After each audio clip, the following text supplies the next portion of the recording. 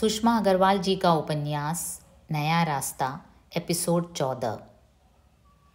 मीनू जब अपने घर पहुंची तो पिताजी उस समय पूर्ण रूप से स्वस्थ हो चुके थे। अब अपने काम पर भी जाने लगे थे। पिताजी को स्वस्थ देखकर उसको बहुत अच्छा लगा। माँ ने तो मीनू को अपने सीने से लगा लिया। आशा और रोहित भी खुशी से झूम उठे। दीदी दीदी कहकर उन्होंने अपनी सारी इकट्ठी की हुई बातें मीनू को बता दी। मीनू भी प्रसन्नतापूर्वक उनकी बातें सुनती रही। तभी माँ को ध्यान आया कि मीनू से उसकी परीक्षा के बारे में तो कुछ पूछा ही नहीं। वह मीनू के पास आई और बोली, मीनू बेटे, तुम्हारे पेपर कैसे हुए हैं? तुमसे मिलने की खुशी में यह पूछना तो भूल ही गई थी। माँ, मेरे पेपर अच्छे हो गए हैं और बाकी परीक्षा फल से ज्ञात होगा। ठीक है बेटा, अच्छा है। तुम प्रथम श्रेणी में ही पास हो जाओ। अभी तक तो हमेशा प्रथम ही आई हो, माँ ने बड़े विश्वास के साथ कहा। हाँ माँ, मैं भी यही चाहती हूँ, क्योंकि इस समय मेरा उद्देश्य इस जीवन में कुछ बनने का है। और माँ, आपका आशीर्वाद मेरे साथ है, जिससे मुझे प्रेरणा मिलती रहती है।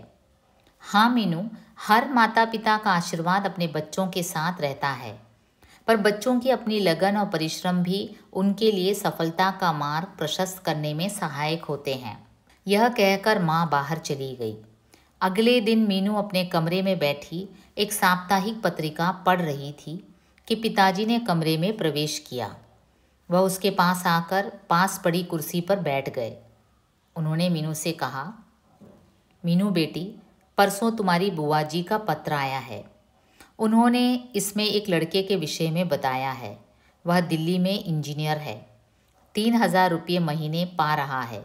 यदि तुम पिताजी अभी वाक्य पूरा कर भी ना पाए थे कि मीनू बोल पड़ी, पिताजी, मैंने आपसे पहले भी कहा था कि मैं अभी अपनी पढ़ाई बीच में ही छोड़कर शादी नहीं करूंगी।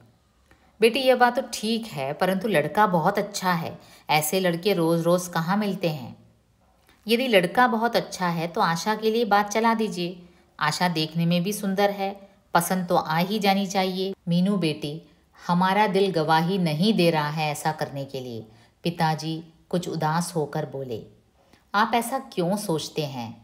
मेरे कहने से आप आशा के लिए वहाँ शादी की बात चला दीजिए। ईश्वर ने चाहा तो वहाँ बात पक्की हो ही जाएगी, मीनू ने बड़े विश्वास के साथ कहा। इतने में ही माँ भी रसोई घर से कमरे में आ गई। उन्होंने भी मीनू की बात का समर्थन करते हुए उनसे कहा कि उस इंजीनियर लड़के से आशा के लिए बात कर लीजिए। सबकी सलाह से पिताजी आशा का रिश्ता लेकर दिल्ली गए। लड़का देखने में अच्छा था, उन्हें बहुत पसंद आया। उन्होंने आशा का फ़ोटो उन्हें दे दिया। मांग के नाम पर उन्हें सिर्फ सुंदर लड़की चाहिए थी। आशा को दिखाने की तिथि निश्चित की गई। आशा देखने में सुंदर तो थी ही, साड़ी पहनकर जब उसने छोटी सी बिंदी अपने माथे पर सजाई तो उसका रूप और अधिक निखर आया। आशा को देखने के लिए इंजीनियर आलोक, उसके मम्मी पापा व उसकी बड़ी भाभी आए। आशा जब उन लोगों के पास पहुंची तो उस समय आशा ही चमक रही थी और सब लोग जो उसे देखने आए थे साधारण रंग रूप के थे, इसलिए उसे नापसंद करने का कोई प्रश्न ही नहीं था। आशा का रिश्ता पक्का हो गया। लड़के वालों को यह बात बता दी गई थी कि इसकी बड़ी बहन की अभी शादी नहीं हुई है, क्योंकि वह अभी वकालत पढ़ रही है। आशा की शादी की तिथि पंडितों ने 4 महीने बाद की सुझाई।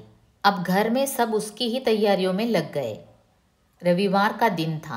मीनू टेलीविज़न पर कार्यक्रम देख रही थी कि नीलिमा के भाई अशोक ने उसे आकर बताया कि नीलिमा मेरठ से आई है और उसे याद कर रही है। नीलिमा का नाम सुनते ही वह खुशी से झूम उठी और अपनी प्रिय सखी से मिलने के लिए बेचैन हो गई। इस समय माँ घर में नहीं थी, पड़ोस में किसी के घर गई थी, इसलिए इस समय उसका जाना संभव न था।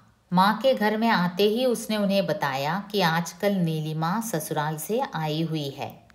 माँ से आज्ञा लेकर वह नीलिमा के घर चली गई। मीनू को देखकर नीलिमा की प्रसन्नता का ठिकाना न रहा। वह मीनू से बोली, मीनू चलो कमरे में चलते हैं, आराम से बैठकर बातें करेंगे। वे दोनों कमरे में जाकर आराम से बैठ गई।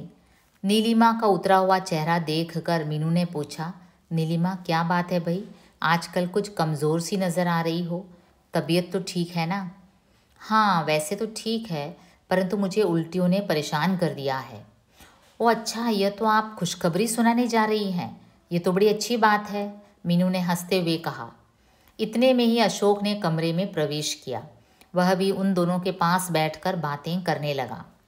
मीनू अशोक से बातें करने में हमेशा लज्जा अनुभव करती थी, परंतु आज वह उससे भी घुल मिलकर बातें कर रही थी, क्योंकि हॉस्टल में रहने पर उसका संकोच स्वयं ही कम हो गया था।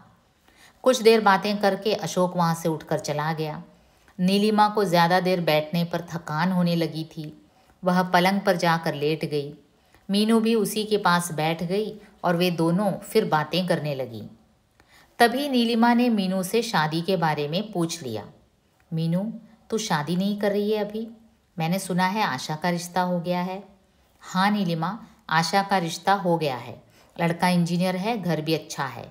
पर मीनू, तू अभी शादी के लिए तैयार क्यों नहीं है? नीलिमा ने पूछा। नीलिमा, अब मैं कुछ निराश सी हो गई हूँ। कौन करेगा मुझसे शादी? क्या बात करती है मीनू, मेरे अशोक भैया तो तेरे बहुत दीवाने हैं, हमेशा तेरी ही प्रशंसा करते रहते हैं। यह बात सुनकर मीनू के चेहरे पर कुछ मुस्कुराहट सी झलकी। मुस्कुराते हुए वह बोली, चल कोई तो है अपनी प्रशंसा करने वाला भी। मीनू, मैं मजाक नहीं कर रही हूँ, तू तैयार हो जा, तेरी शादी अशोक भैया से करा दूंगी, नीलिमा ने बड़े विश्वास से कहा। नहीं नीलिमा, मैं अभी शादी नहीं करूँगी। देख, मैं वकालत पढ़ रही हूँ, अभी सिर्फ 1 ही साल पूरा हुआ है। जिस लक्ष्य को लेकर चली हूँ उसे पूरा होने दे, उसके बाद ही शादी के लिए सोचूंगी। मीनू, तू शादी के बाद भी पढ़ सकती है। नहीं नीलिमा, शादी के बाद मैं उतनी लगन व मेहनत से नहीं पढ़ पाऊंगी। आज नीलिमा ने सोचा था कि मीनू को किसी तरह शादी के लिए तैयार कर लेगी, परंतु मीनू के हट के सामने उसकी एक न चली। कुछ देर तक दोनों बैठी इधर उधर की बातें करती रही। थोड़ी देर बाद मीनू अपने घर आ गई। नीलिमा के ये शब्द कि अशोक भैया तेरे बहुत दीवाने हैं और हमेशा तेरी ही प्रशंसा करते रहते हैं, बार बार मीनू के हृदय के तार झंकृत कर देते।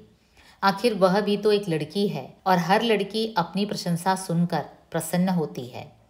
आधी रात तक मीनू करवटें बदलती रही और नीलिमा के कहे शब्द उसके कानों में गूंजते रहे। उसकी समझ में यह नहीं आया कि वह जिस लक्ष्य को लेकर चली है उसे बीच में ही छोड़कर शादी कर ले या उस लक्ष्य की प्राप्ति के लिए मेहनत से पढ़े। इसी उधेड़ बुन में उसे नींद आ गई।